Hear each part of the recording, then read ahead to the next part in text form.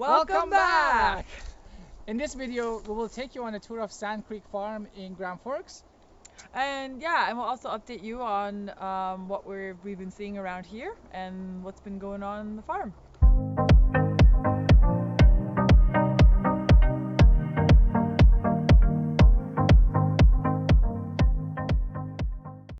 We found out about this tour through the Kootenay Boundary Farm Advisory, and we signed up right away because we knew we had to check it out. It sounded really interesting, and I'm so glad we went there. Yeah, it was so cool.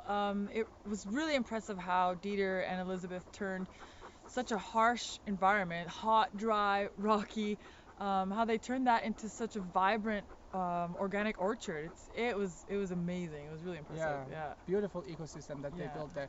We'll show you some videos of our tour, and then we'll come back and we can chat about it a little bit. South facing, we got a lot of Thunder Rosa pine here. Right. Yeah. And not much Douglas fir at all, very little.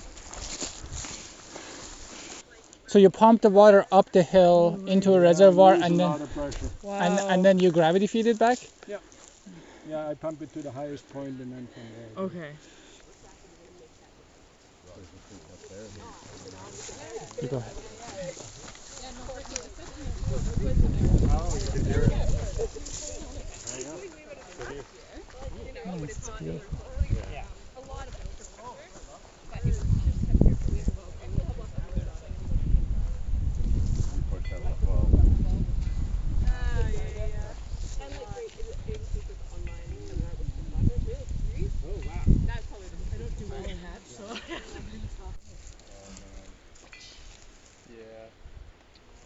Yeah, anywhere this way up.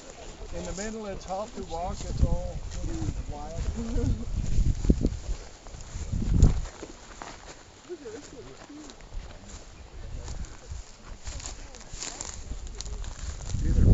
We don't have any of these.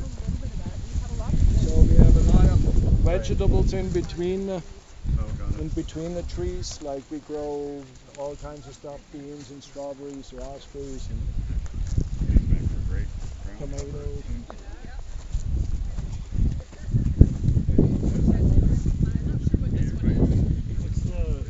What's everywhere? What's this that here? everywhere? That's wild oregano. Okay.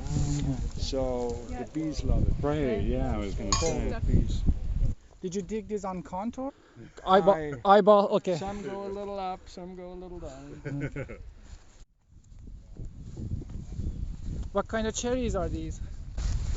One is a Bing and the other one is a Sweetheart. Seems to do well. Okay. They're crafted all. This is a young craft. It's just 1 year old. Do you have any sour cherries? I guess that's Do you have sour cherries? Sour cherries? Yeah, there's You do? 1, 2, 3 down there. you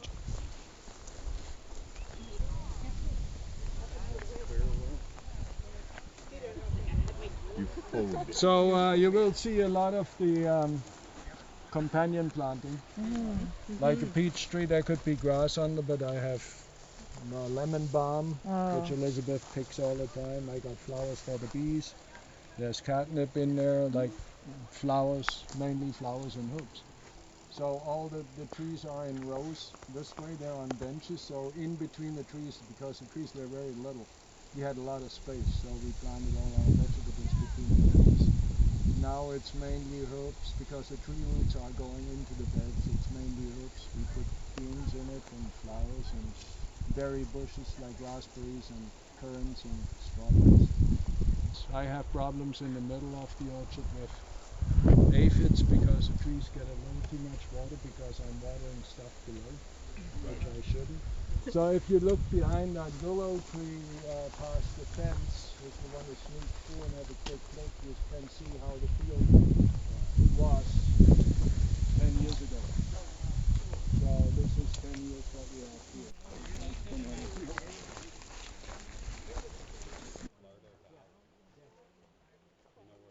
I just want to create something where it's not production, it's just beauty. So usually it starts flowering very early in the year and then keeps going all year round. There's always something coming up. mulberry, Oh, it's a mulberry. a black mulberry. Yeah. In the plant, fennel seed. You're eating the fennel seed, The sweet. and you should try that and compare it with the stuff you buy. This is like day and night. You and It's so Elizabeth eat, like, potent. clean. You eat one seed, holy smokes. Delicious. Again, it's a companion planting. The plants, the horseradish, the grapes love the horseradish. They don't mind the horseradish. Daylilies there, there's lemon balm there, there's the bee balm there. So a lot of different varieties. I have no problems getting really good grapes here. So it's not about competition too much. It's more or less the plants are working together. You know, it's really, it's a myth that you should have nothing under the rose, under the grape should be bare because there's so much competition. It's not true. You keep your plants healthy this way. I don't have to spray the grapes. You know, they spray them 20 times in the vineyards, 20, 30 times. That was a very cool tour. Definitely worth the drive. And thank you to Dieter and Elizabeth for hosting it, and thank you to the Kootenai and Boundary Farm Advisors for putting the event on. It was very cool, and it was so cool to talk to the other farmers that attended from all over. That was very neat. Yeah, one of the things I thought was interesting, I guess it would be obvious, but not obvious, was Dieter had mentioned planting herbs or flowers or shrubs underneath the tree that requires the same water requirements as the tree in that life stage. So he mentioned that he had planted something underneath some of the apple trees that required a lot of water at the time of the tree's life, where it didn't need that much water, and it resulted in aphid issues in his apple trees. So I thought that was an interesting point. I mean, yeah, something you wouldn't think of, but you say it and you're like, oh, well, of course that makes sense. That was really cool. Yeah, another question that I've had since we started designing this orchard is we're still thinking whether we should go for drip irrigation or just put overhead sprayers all over the place and just make sure we cover everything.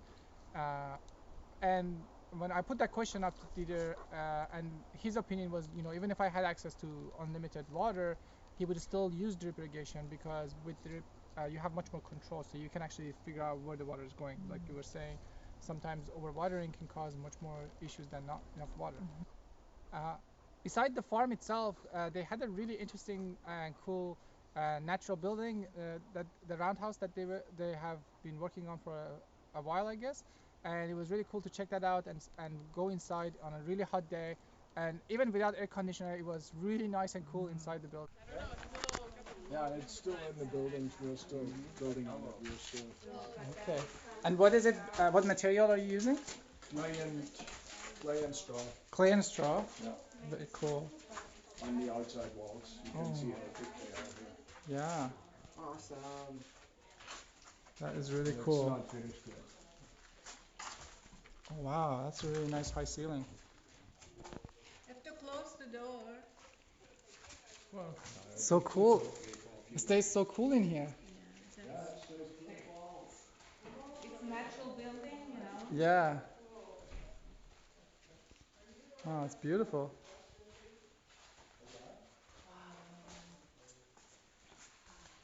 Yeah, we are both from Europe and we love our apples. So Dieter made already an orchard in BC, the first in the 80s. Oh, wow. We have about 22 varieties of apples. Oh, gosh. But this year, with late frost, we lost basically all flowers. Oh, no. So that was really neat to see. Yeah, it was also neat to see how companion planting actually was working in his garden, in his orchard. He had planted plants, herbs and other flowers and stuff around his grapes, and he said he didn't have to spray his grapes at all, whereas commercial vineyards would spray their grapes multiple times. 20 to 30 times. Yeah, which is crazy. So he said he never sprayed at all. He doesn't even water as much as normal, and they do great. He has great success with them. So that was really cool to see how that works. Yeah. Another really interesting thing that they were doing is in the rows between the trees, they were planting strawberries and other annuals like garlic. And if you remember from our one of our previous videos, we found out that the Duchovores were doing that when they came to Canada, and there's document about that was intentional and it was a temporary solution. So it was never meant to be. For example, some people in permaculture community claim that that's the way it should be designed and it should be kept that way. But as the trees grow, they shade out and they change the space, and it's not going to be suitable anymore. Once the trees mature, it's not going to be suitable, for example, for planting strawberries or things like that. But Dieter was aware of that as well, and he said even when he started doing that, he knew his intention was to just use that space for a few years until the trees grow. We love seeing all the flowers throughout the orchard as well, and I mean they were nice to look at and they were functional. Dieter mentioned that one of his biggest things was having flowers available for the wild bees to pollinate, and then they could pollinate all his fruit trees. But yeah, he mentioned, you know, they have a function, but they also were there just for him and his wife to look at and enjoy it when they walked through the orchard. So that was cool. Yeah, and I mean, and Elizabeth uses a lot of the native plants and things like that for her natural tinctures and everything. So they're, yeah, multifunctional as well as beautiful. So we've been getting a chance to do a bit more exploring around here finally, now that we've gotten the animals into a bit of a routine.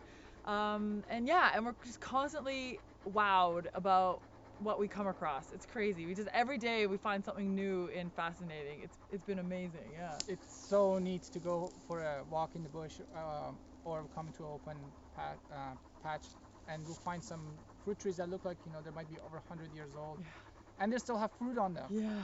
And it's really neat to have these other seedling trees that are growing around the original tree. So as over the years the fruit fell, or animals carried them around, because the fruit that the Duchovores planted, the trees were really hardy to begin with. So obviously they were really hardy because they lasted for decades without anybody taking care of them. As far as we know, the last time anybody pruned any tree here was about 5 years ago, but some of the community members came and pruned some of the trees. But for the most part, they've been left with there's no water, no pruning over the years, and most of the trees basically have been left completely alone. And they spread throughout the forest around here. So when we go to the forest, we're walking, all of a sudden we come up to this apple tree and there's apples on it. Yeah. Just really interesting. So we're really looking forward to exploring and using some of these varieties that we find in our heritage nursery. So we're going to propagate some of these and also use some of the seedlings around here for grafting. So we're going to start in a few weeks here doing bud grafting with some of the seedlings we are finding here and the varieties that we like. So I am guilty of exploring with my stomach.